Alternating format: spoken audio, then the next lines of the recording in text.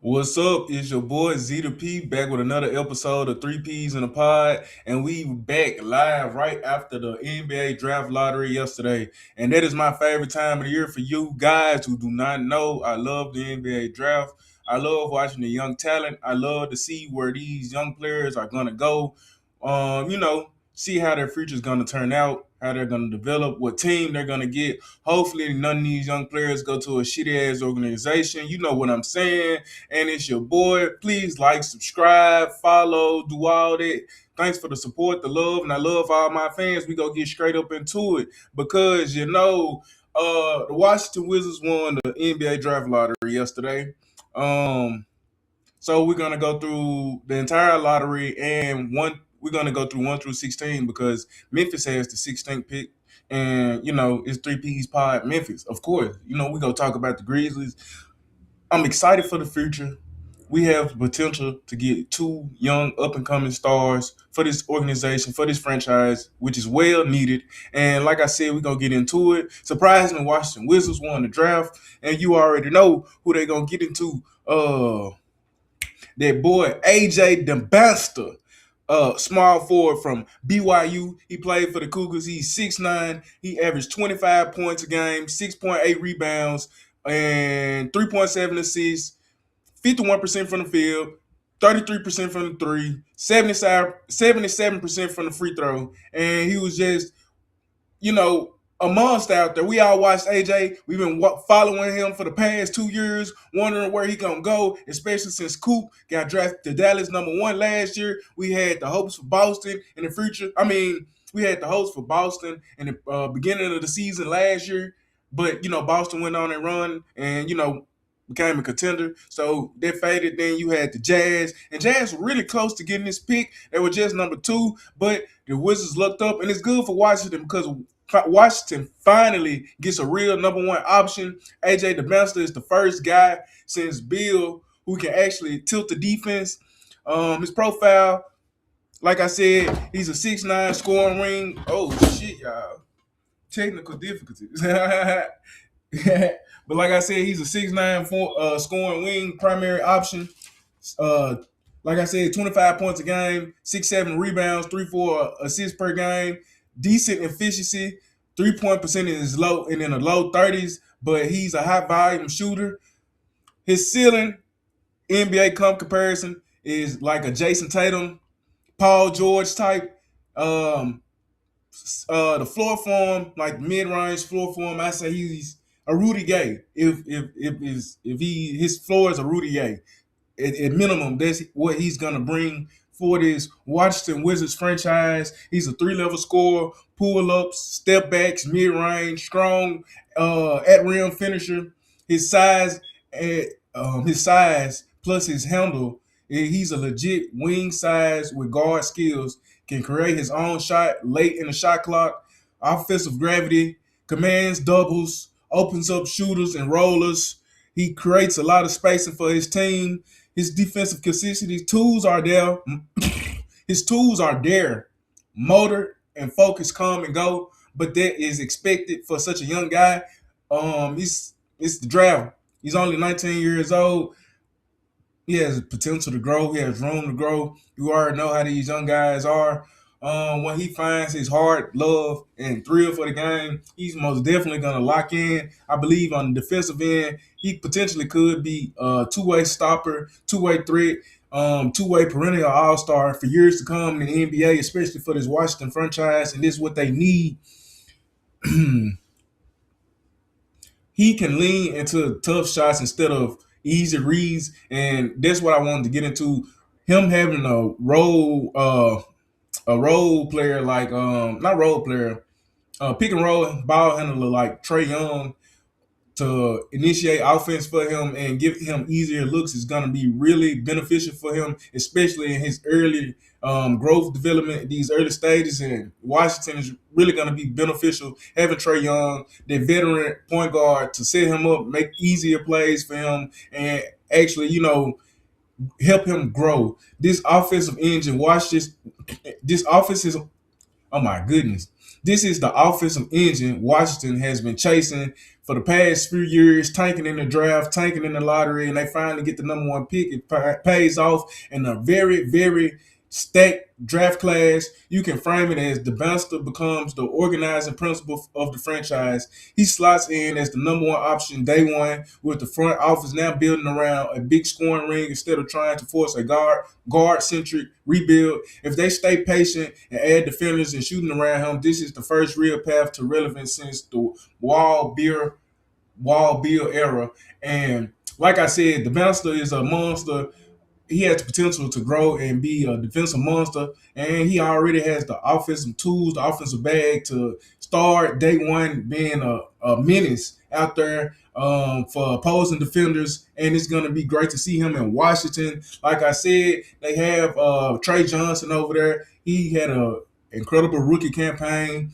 It's going to be interesting. It's going to be interesting to see the fit between Trey Johnson, Trey Young, AJ, Alex Sarr, and Anthony Davis. They have the tools that they need. I believe they have the spacing. And Trey Johnson, if he gets his shot more consistent, and Trey Young, you know how he is with the 3-point shot. If they are consistent with their shots, Trey Young with his facilitating, opening floor, making things easier for his guys. We already know what Anthony Davis brings. Defensive Player of the Year candidate, perennial All NBA player, All Defensive Player since he came into the league. We know Alex Sarr, he's a growing two-way player. He had an incredible sophomore campaign last year. He's growing on the defensive end and offensively as well. It's going to be really nice to see with this young core, along with the veteran leaders and Trey Young and Anthony Davis, what they can do in the East next year. I believe they had the potential to make a deep run in the playoffs. At least get to the second round for the Wizards. It's going to be nice for them to see. Very relevant. I believe they have a better roster right now, currently constructed, than a lot of teams in the East, especially teams like the Charlotte Hornets and the Miami Heat. Let me see, especially the Nets. I believe they have potential to be sliding between that 6 and 9 range. You know, it's playing time, so you can be 1 through 10 and get into the playoffs right now in the NBA. So, like I said, I believe they can be between the 6 to 9 range.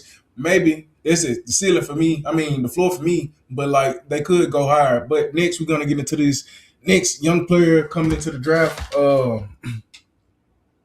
I had some more notes on AJ, but I believe y'all get the gist. We already know what's going on with the young man.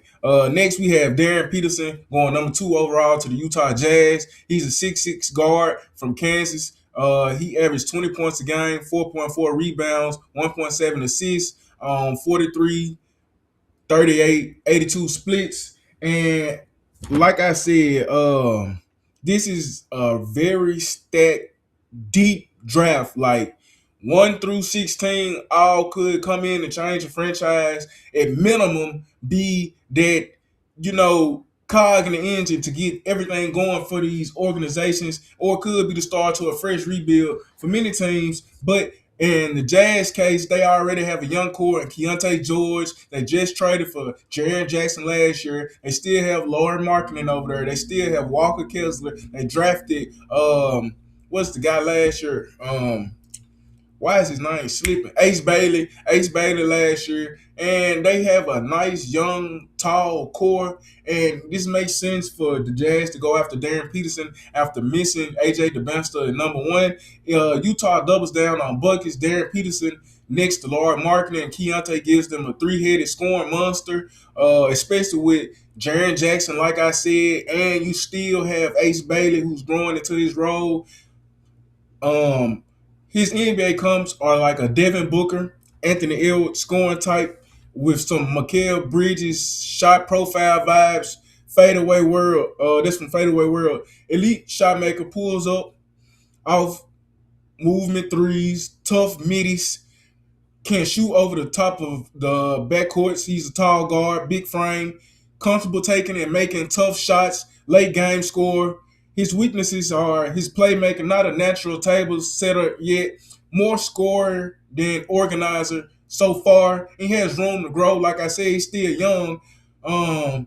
Injury questions, some durability concerns from Kansas, but he had recently came out with a report about his blood work and said he had too much creatine in his system. So hopefully, going into the NBA season, he get his body correct, get his health right, and he has a great rookie campaign start to his great career for him. And you can sell this as Utah's answer to the West Stars guards. Peterson gives them a go-to perimeter scorer who can close games, taking pressure off Lauren Markkinen, Keontae George, Jaren Jackson, and Ben could potentially be a running mate for Ace Bailey.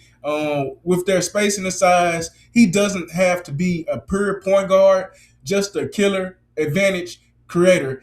If he hits, Utah suddenly has a playoff level offensive core. Like I said, he doesn't have to be the facilitator. They have Keontae George there.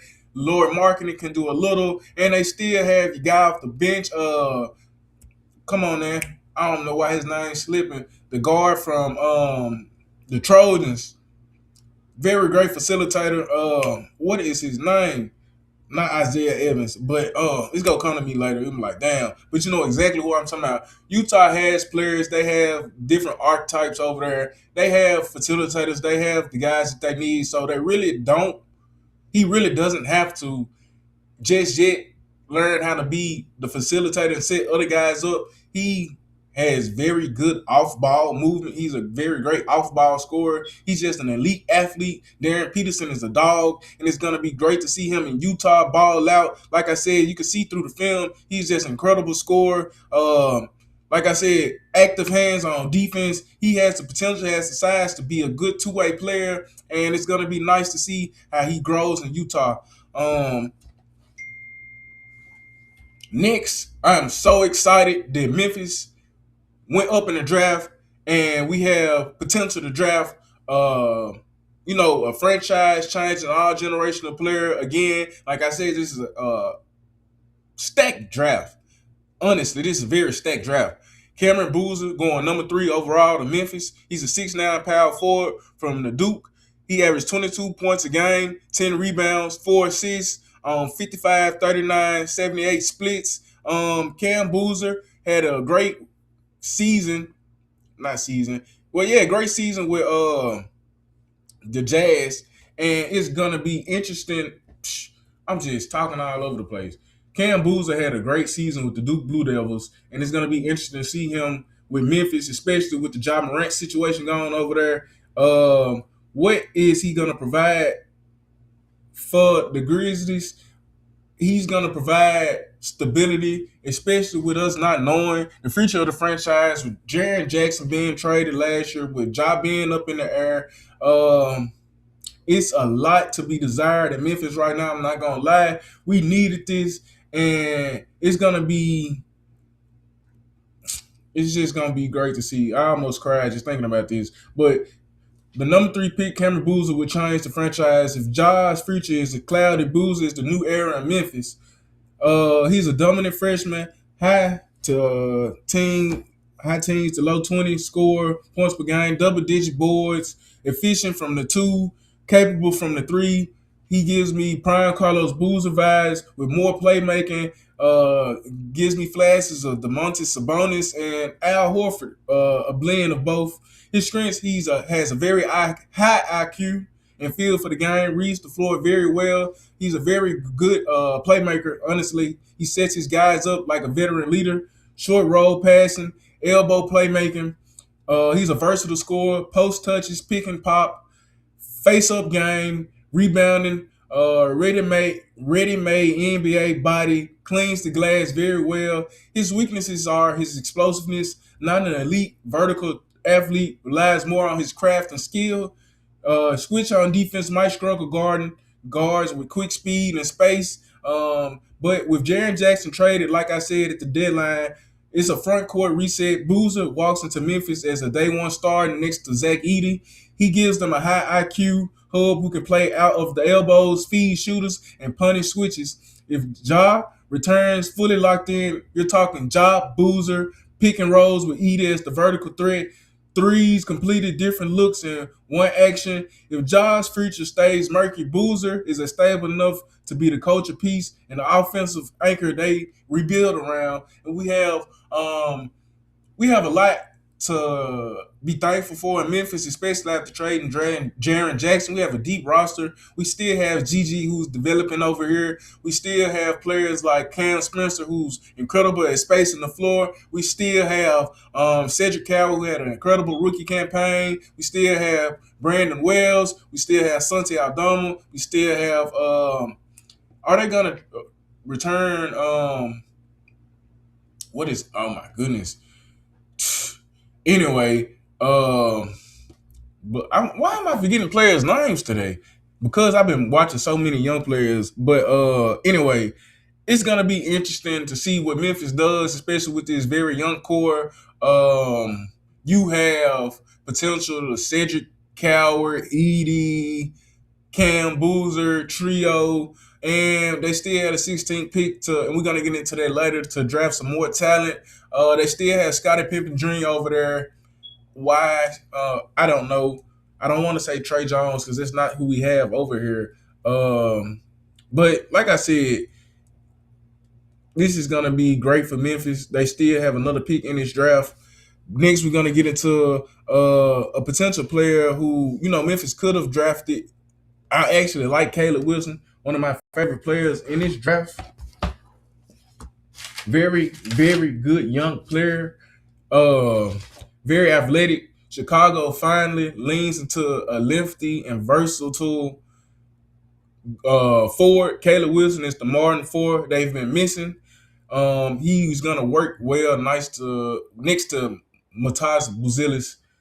He's a 6'9", 6'10" combo forward. He has efficient scoring, strong rebounding, good defensive metrics. Not a pure volume scorer, but a super capable.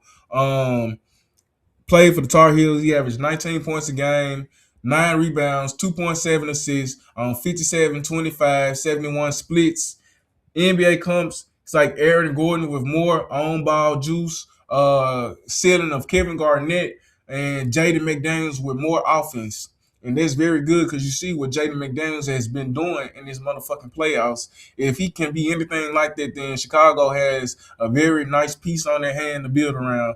His length and mobility, he can guard multiple positions, switch and protect the rim, and help transition, weapon, runs the floor hard, finishes above the rim, very athletic, like yams, putting them hoes on your head. Connector on offense, attacks closeouts, makes the extra passes, very, very much so a glue guy, like I said, gives me flashes of Aaron Gordon, very good high IQ player. Like I said, good skills, self-creation, not a natural number one scorer. This is weakness. Shooting consistency needs the jumper to be reliable to unlock the star upside. You can frame this as the Chicago finally picks a direction because as of late, Chicago has been a fucking play-in team. They've been looking fucking terrible. Honestly, watching the Bulls, it has been a drag. I love watching Matas. I love what they did getting Josh Giddey. But other than that, they're not really going to do anything. The Chicago franchise and organization doesn't take pride in putting a contender out there on the floor, just putting asses in the seats, basically. And this Wilson fits alone, switch by identity, especially if they move off where they just release Jaden Ivey. We're gonna see what they do with Anthony Simons. They still have Josh Giddey. They already moved off Vucevic, so this opens up the floor for him to be a starter day one. I'm not sure who they're gonna start at the 3, 4, if it's gonna be him or Buzelis. They honestly could move Buzelis down, and Buzelis, if he develops a more consistent jump shot, same thing with him. They have pretty much kind of the same guy. I would say athletic, rim running, glue guy, and I believe honestly Wilson has the higher upside than Buzelis, but it'll be nice to see them ball out together in Chicago in their front court, and it's that they're gonna be interesting to see, especially on the defensive end. Chicago has the potential to build something nice, and we're gonna get into the next pick, the Clippers.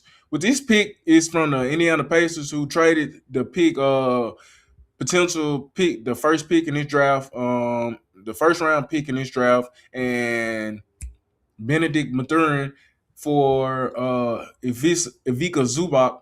And everybody's framing this as the Pacers just fucking blew it. They traded Mathurin and the number 5 overall pick in a loaded draft for fucking Zubac.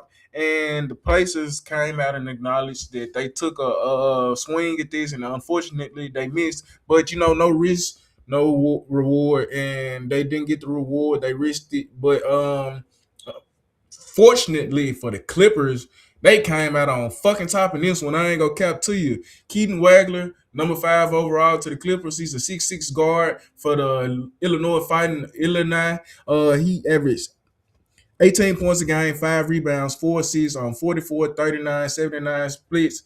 He's a motherfucking sniper. Post Kawhi, post PG era. Potentially, we don't know what they're gonna do with Kawhi, but they did retool with young players and Mathurin, and they still have got the Darius Garland from the Cavs, so they have young players, and this is gonna be nice for the Clippers since they bluffed and traded their pick in this draft. Their actual pick in this draft to OKC in that Paul George trade, and thank God that the Oklahoma City Thunder didn't get the 5th pick or anything higher than that because they are already loaded. They've been kicking ass all this playoffs, and we've been talking about it. But Keaton Wagler is their best bet on the modern scoring guard. Like I said, he's 6'4", 6'5" scoring guard. He reminds me of Jamal Murray, light, just a little bit taller. Tyler Hero with more rim pressure. His strength is his off dribble shooting, pull up threes, side step, relocation shooting like this. Bam in your fucking face. He's a crafty finisher. Uses angles, touches, and timing at the rim. Can run offense and stretches. Has flashes to be a facilitator. His weaknesses is his defense. Average tools will need a scheme to help him.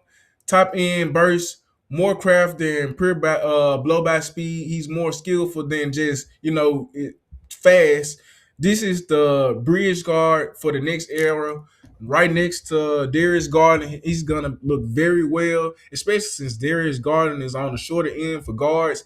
He still is an elite playmaker, elite ball handler, and he's a floor stretcher. And Darius Garland can go off for clips. He was a former All-Star, averaging 20 points over 9 assists per game. He's gonna look nice next to Garland. Garland's gonna set him up, give him easier touches. It's gonna be interesting to see because Mathurin pretty much plays this role as well. I don't know if they're gonna pull Mathurin off the bench or him off the bench. It's gonna be interesting to see if they can start together because, like I said, he still has room to grow on the defensive end, and he fits well next to bigger initiators or a jumbo wing if they land one later. But the roster looks like it's ready for going into this rebuild mode. Like I said, with Garland, with Keaton Wagler, with this Mathurin, and they still have Isaiah Jackson. They still have now I cannot remember this center name. He has a different name, very different. But y'all know who I'm talking about. They drafted him last year.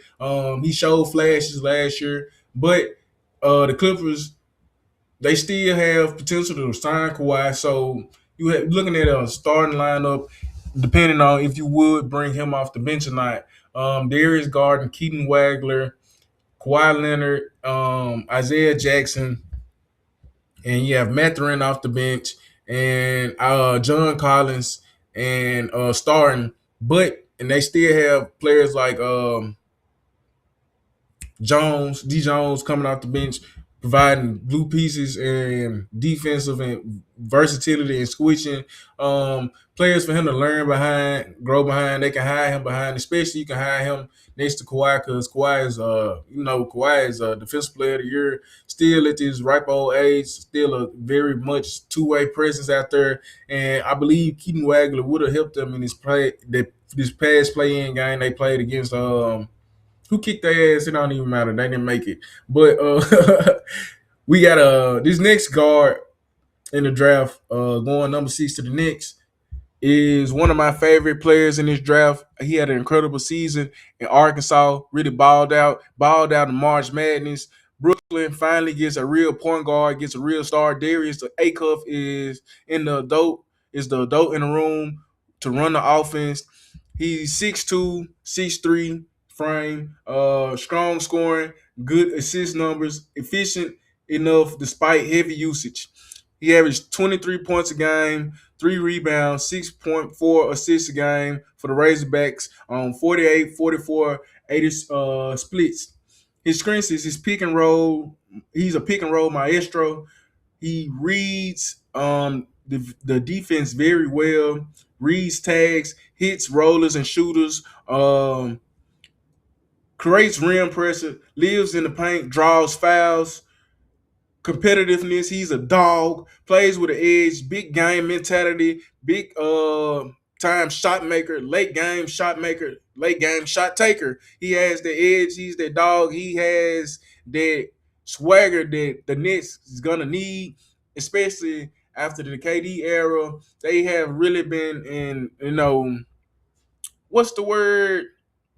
In the shit stain for the past couple of years. Not really purgatory. That's the word I was looking for. They have been in purgatory for the past couple of years, especially after the KD, Kyrie, James Harden era. Darius Acuff brings already day one. He's a starter, but brings star talent. He's gonna put asses in the seats in Brooklyn because he's just that dynamic of a player. He's a dog.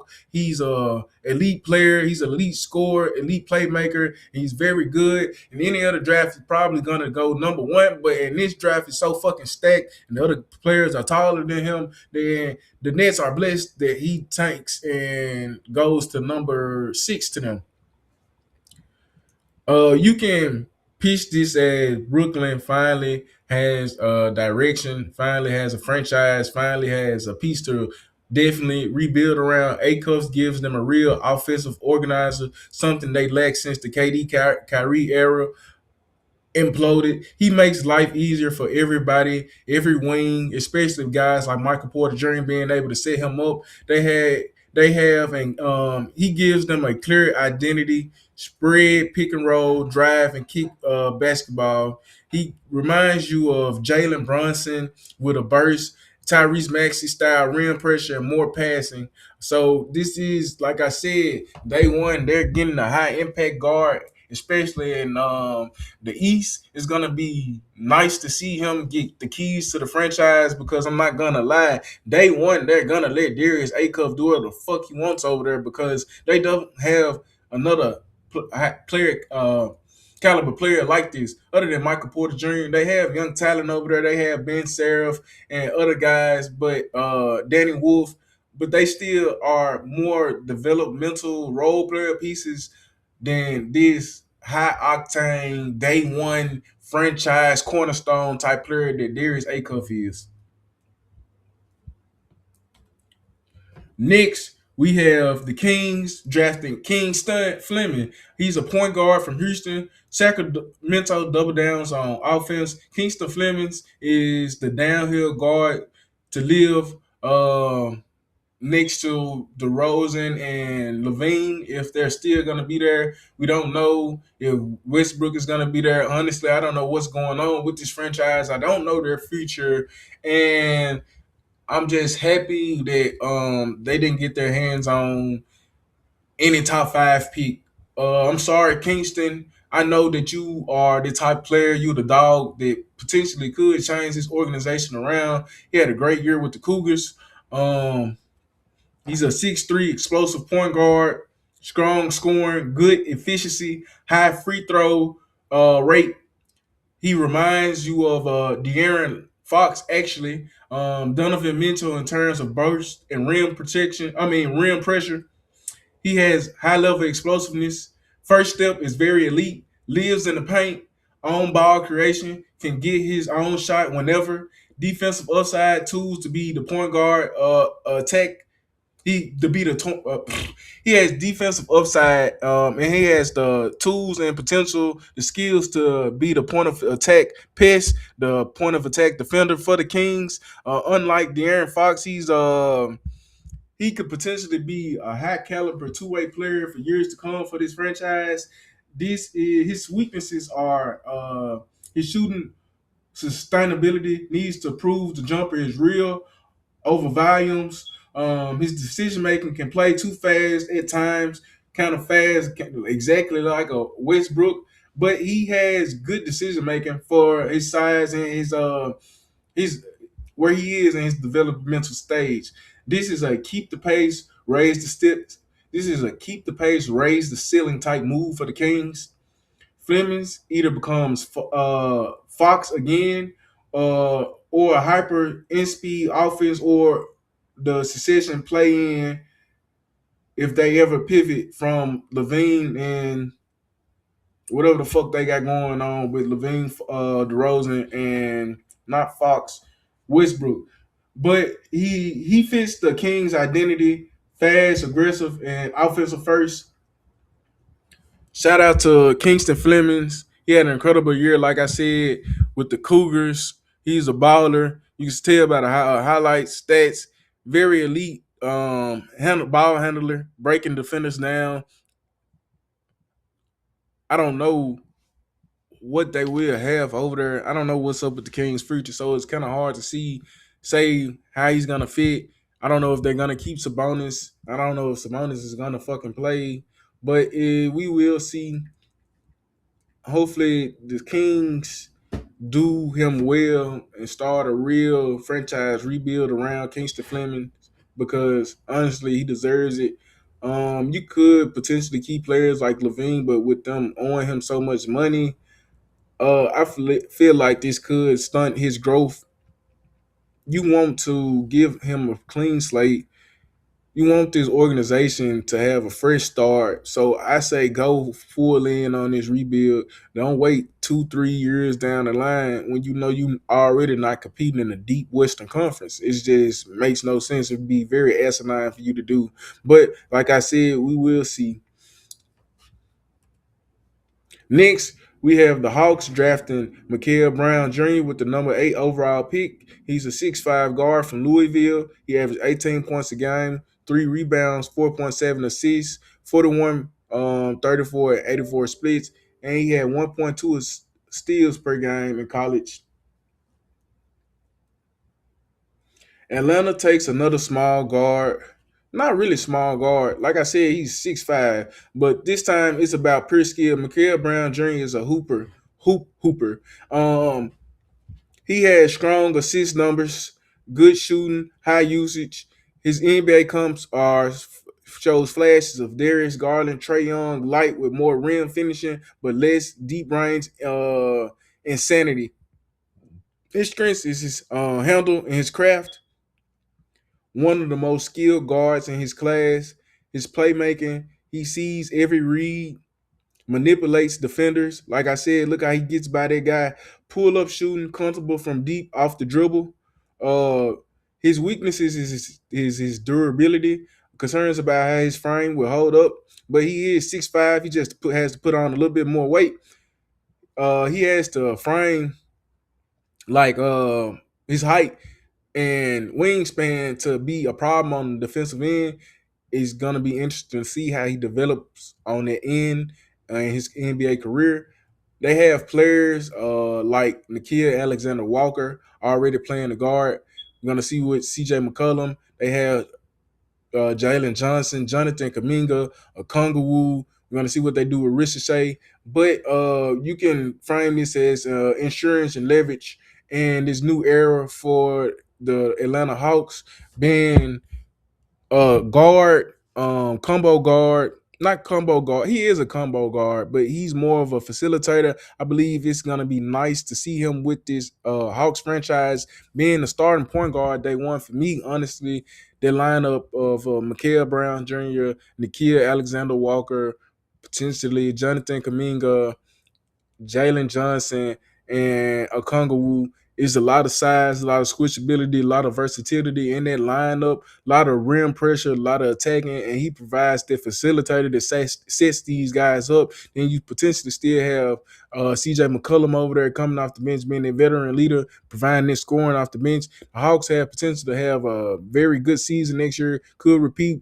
be top six in the West again. I mean, not West, be top six in the East again, especially retooling. They have a lot of young players. That young core is looking very interesting. And shout out to the Hawks for this magnificent rebuild that they have been going on. And they actually made the playoffs this year. They lost in 6 to the New York Knicks, and the last few games were in blowout fashion. But I believe Mikael Brown Jr. would have helped them very much, especially matching up against Brunson. Just being a scoring outlet for them, helping the other guys create offense, creating offense for them.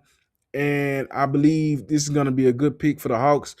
It's going to be interesting to see if he becomes more of an efficient scorer and shooter in his NBA career. Is all he's missing. But if he does that, the Hawks can look up and get a very nice franchise cornerstone starting point guard for the future and in this draft. Next, we have Braden Berries from the Arizona Wildcats, who had a great run in the NCAA tournament. March Madness, he just balled out. He's going number 9 overall to the Dallas Mavericks. He averaged 16 points per game, 4.9 rebounds, 2.4 assists, 49, 39, 80 splits with 1.5 steals per game.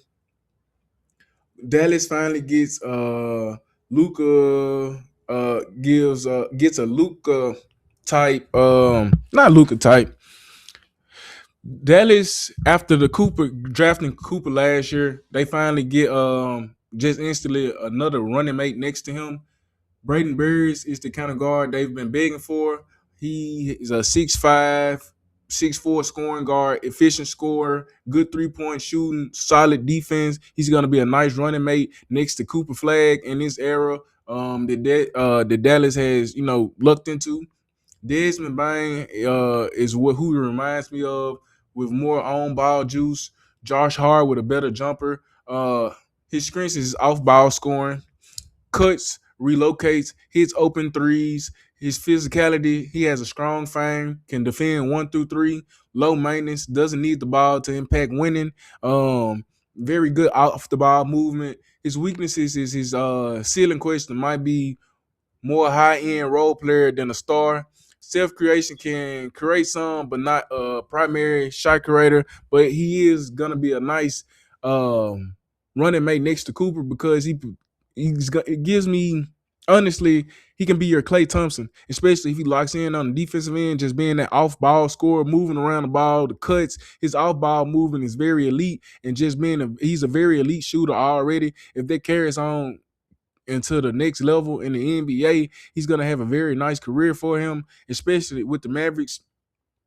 In the post-Luka era, they already have Cooper Flag. Now they have Braden, that potentially have Braden Berries. They still have PJ Washington, Daniel Gafford, Derek Lively. They have a nice young core already, and Dallas has potential to make some new noise in the West next year.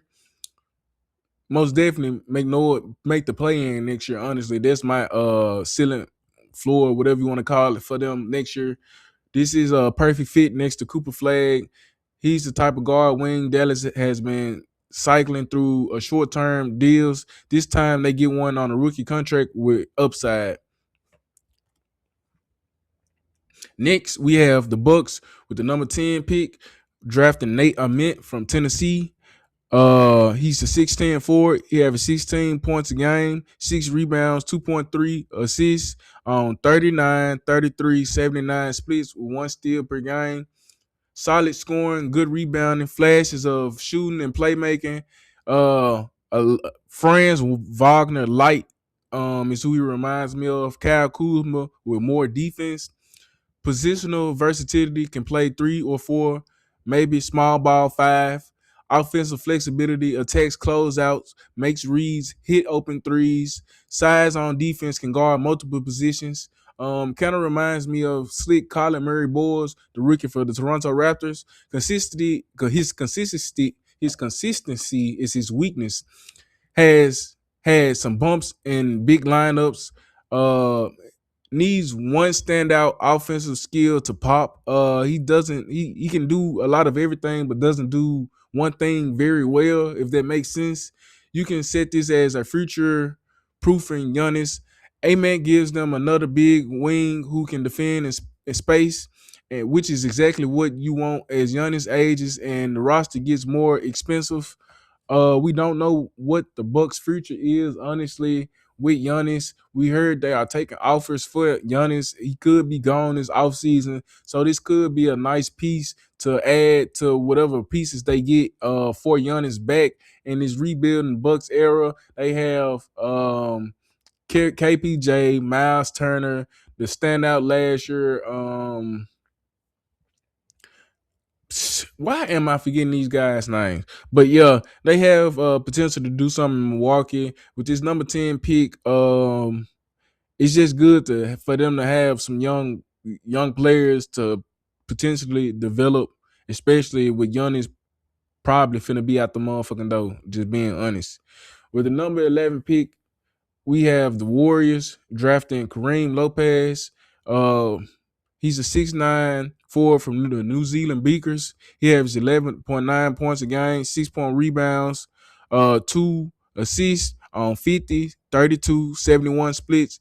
He averages 1.2 steals per game and 1 block per game. Golden State goes intentional again. Kareem Lopez is the kind of smart, tough forward they've always maximized. He's, like I said, good height, 6'8", 6'9", solid scoring, good defense, pro reps against grown men playing in the NBL with the New Zealand Beakers. Kareem Lopez is going to be a good fit for the Warriors. Gives you flashes of OG Anunoby light, very athletic. Jay Crowder with more slashing. His strengths is his defensive physicality, his switchability. Understands team concepts, cutting, slashing, attacks gaps, finishes through contact. Already used to physicality and schemes with his pro level experience in the NBL. His weaknesses is his shooting. Needs the 3 ball to be consistent. On ball creation, more finisher than creator, but it's not going to be a problem playing along players like Stephen Curry, Draymond Green, potentially Jimmy Butler if he comes back, potentially not Draymond Green, but Kristaps Porzingis. But very good piece for the Warriors. Add size to their roster, very much needed size to their roster. He's a dog. He reminds me very much of a Warriors player. His physicality, his IQ, how he just is very much a glue guy. Like I said, knows what to do with the ball, has this pro level experience already, used to playing with adults, used to playing with grown men, used to the physicality, handling the bodies, and he's going to be a nice piece to develop for the Warriors. Nice piece under Draymond Green. I believe Steve Kerr would trust him a little bit more because he has this experience. Steve Kerr doesn't really like young players. With them signing Steve Kerr to the extension, you know he's going to be part of the development in the future for at least 2 years to come.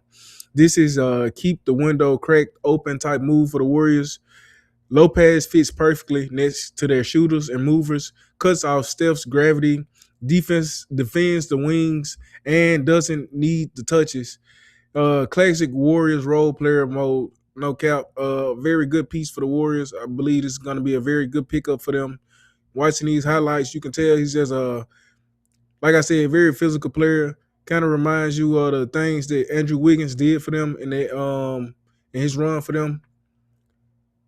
Plays good defense, guards the best defenders, does a lot of the dirty work that the star players don't do, so they won't have to do it. I believe it's going to be a nice piece for the Warriors. I'm very much looking forward to seeing him develop in the NBA, honestly, because just looking at these highlights, I'm just captivated, especially for a young player playing in the NBL. He has a lot of great upside. That's all I got to say, especially so deep in the draft. Like I said, this we're on pick 11 now. Next, we have Yaxel Lindenborg, number 2 overall, going to OKC. And this is going to be a very nice pick for the OKC Thunder. This pick originally belonged to the Clippers. This is the pick that we was talking about earlier that, could potentially have been in top 5. Thank goodness it fell out of the top 10. He's a 6'9" forward for the Michigan Wolverines. He averaged 15 points a game, 6 rebounds, 3.2 assists on 50. He averaged 1.1 steal per game, 1.2 blocks per game. Yaxel Lindenborg had an incredible run in March Madness. OKC adds more size and toughness to that lineup. Yaxel Lindenborg does a lot of the dirty work. He's a dirty work forward who fits in their culture perfectly already. He's at 6'8", 6'9", like I said, strong rebounding, defensive impact, efficient offense. It reminds you of P.J. Washington, Grant Williams with more athleticism. His rebounding and physicality, he plays bigger than his size. Defensive versatility can guard 3 through 5 in some lineups. Winning plays, screens, cuts, extra passes, shot creation. Not a self-shot creator. It's his weakness. Shot volume needs to prove he can be a real floor spacer. You can frame this as another perfect OKC role player. Lindenberg fits right into their long, smart, unselfish identity. He lets their stars, SGA, J-Dub, Chet, do the heavy lifting while he handles the physical stuff. They also have another burgeoning star and AJ Mitchell, which I'm so happy to see because I was so high on him coming out of the draft. His original year, fortunately, he had injury issues his rookie year, so OKC is going to be loaded years to come. Even though that this pick fell down so low, Yaxel is the perfect type player for them. He's going to be a pest on the defensive end. He's just going to add more depth to that already deep lineup, more size to that already switchable lineup. Could be a potential takeover for players like Alex Caruso, who's potentially on the tail end of the career. But this is a very, very, very nice pickup piece for the Thunder. It's going to most definitely help them. Look at that. Very athletic, defends the rim, good glue guy, very nice.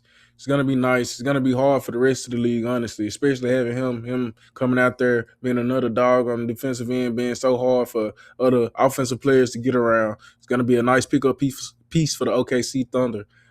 Next we have the Miami Heat with the number 13 pick, drafting LeBaron Fallon Jr. from Alabama.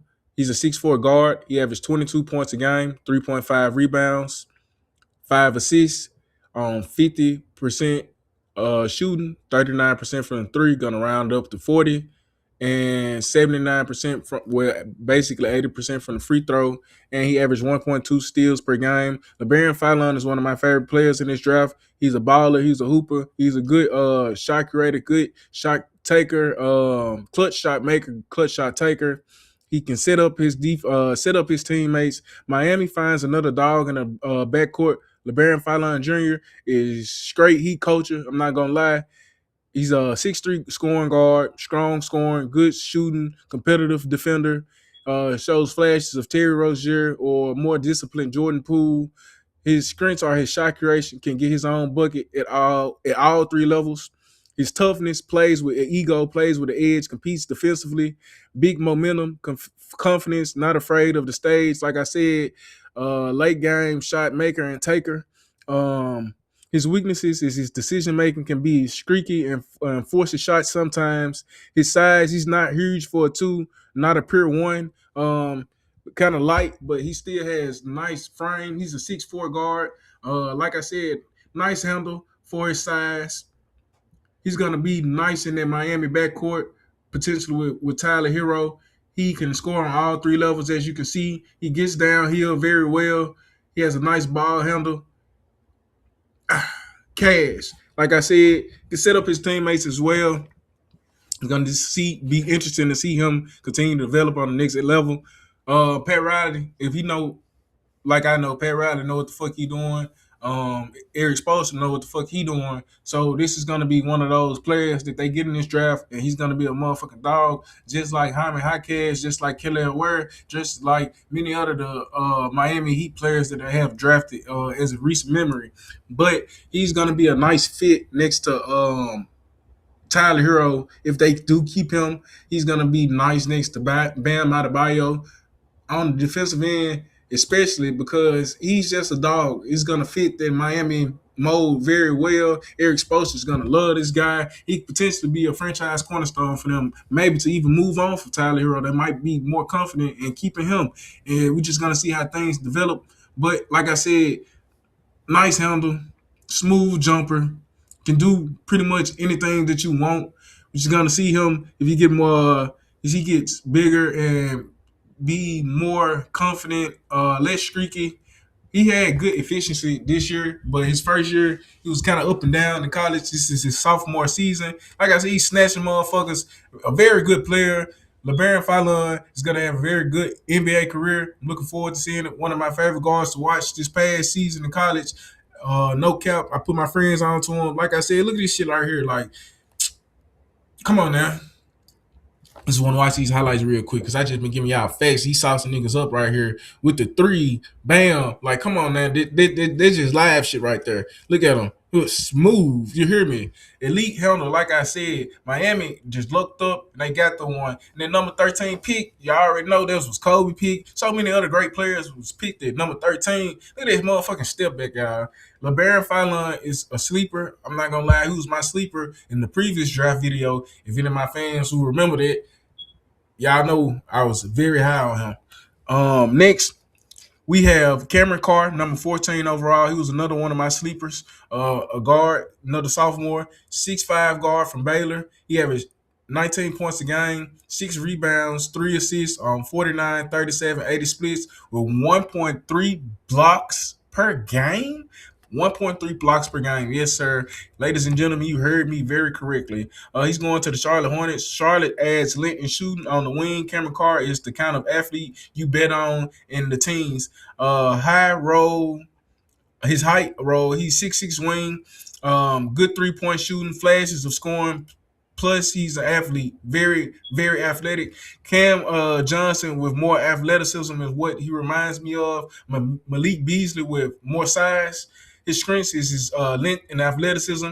Real tool on both ends. Shooting, can space the floor and hit movement threes. Upside, still growing into his body and his role. His weaknesses is his strength. Needs to keep building his frame. On ball creation, more play finisher than creator for right now. You can frame this as building a real wing room around LaMelo and Brandon Miller and Con Knippel. Carr gives them another long shooter who can run, jump, and defend. Perfect complementary piece.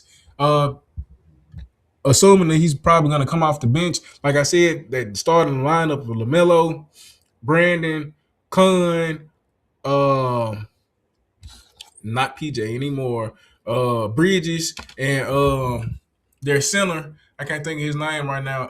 It's not Gay. It's fuck, what is their center name? But you know who I'm talking about. He had an incredible season this year.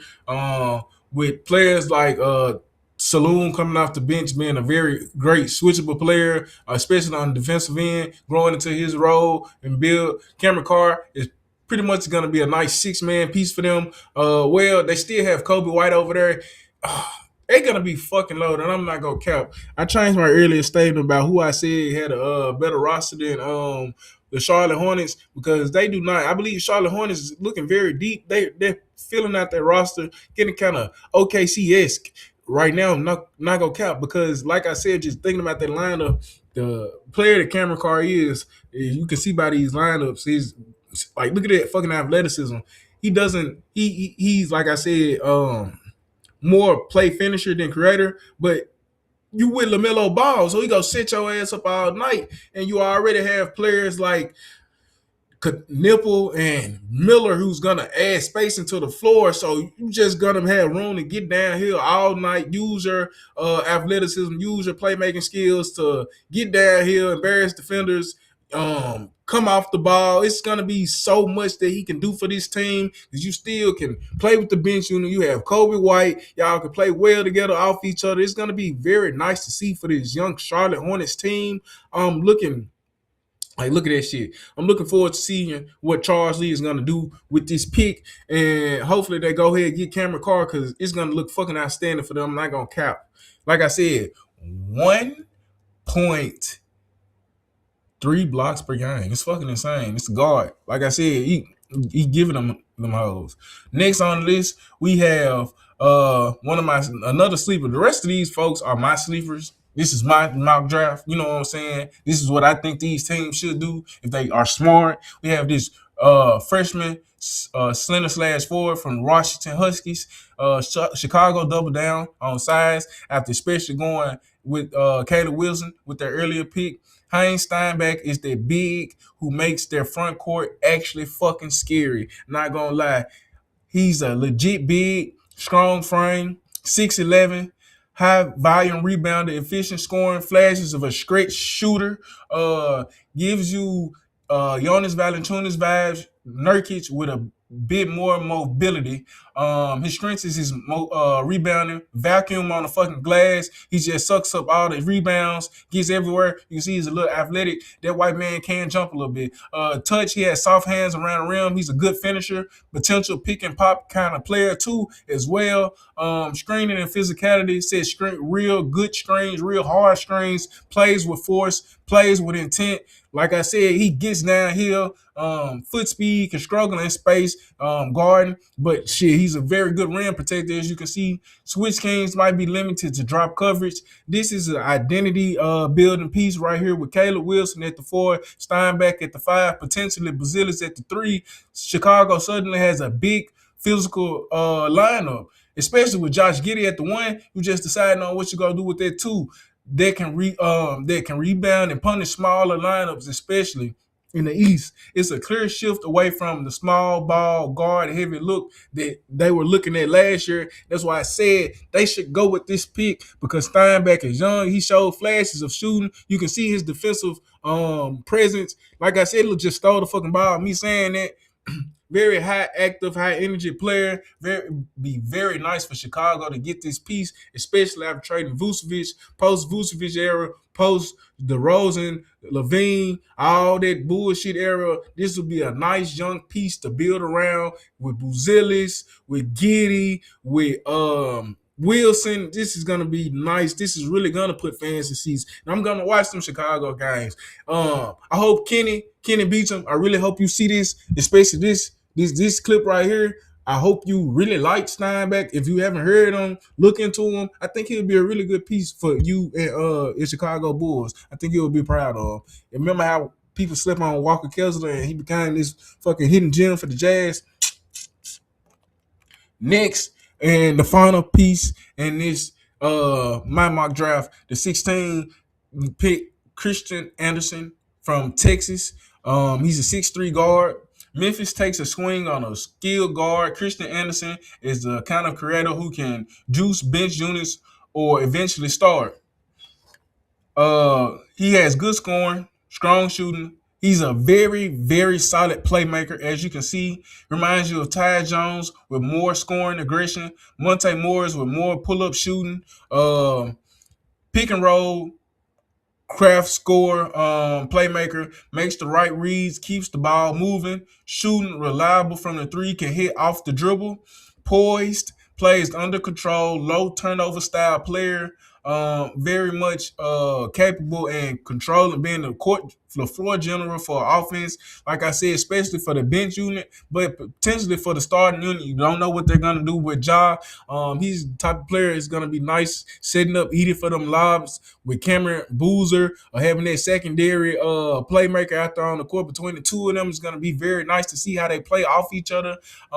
His weaknesses is his size, limited defensive ability against bigger guards. His ceiling might project more as a high-end backup than a potential star. You can frame this as Memphis rebuilding its guard room with Boozer as the new front court hub and Josh's situation uncertain. Anderson gives them a steady skill guard who can run the second unit and play next to Josh if he's back. Between Boozer, Edey, and Anderson, you can talk about Memphis building a new identity around IQ, size, and structure instead of just chaos and athleticism. Um, but like I said, this that was the last pick of this draft. I hope you guys enjoyed.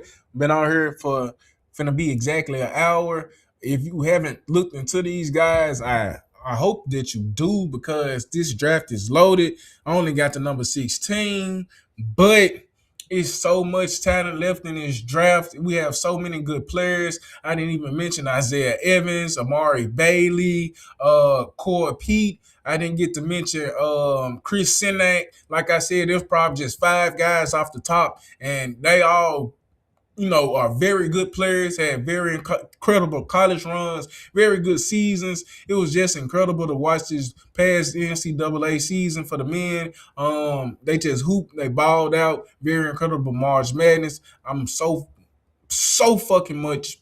Like I can't even frame my words right because that's why I'm so thrown off, y'all. I'm so excited about the draft. I'm so looking forward to seeing it. I love the NBA draft. It's one of my favorite days of the year. Should be a national holiday. Honestly, this is how much I love the fucking draft. Y'all seen my setup for it. Got all this stuff ready for it. My graphics, my everything. Like I really took so much time for this because I love the NBA, but I love the draft especially. But you know what I love more than that? I love my fans. Thanks for all the love and support. I hope y'all watch this video. I hope y'all like, subscribe, leave comments, and you know, I know I be fucking up my words. I do, y'all. But I have issues. It's not my fault. You know what I'm saying? I got issues. You know what I'm saying? I'm trying not to stutter and shit. But this what the issue is.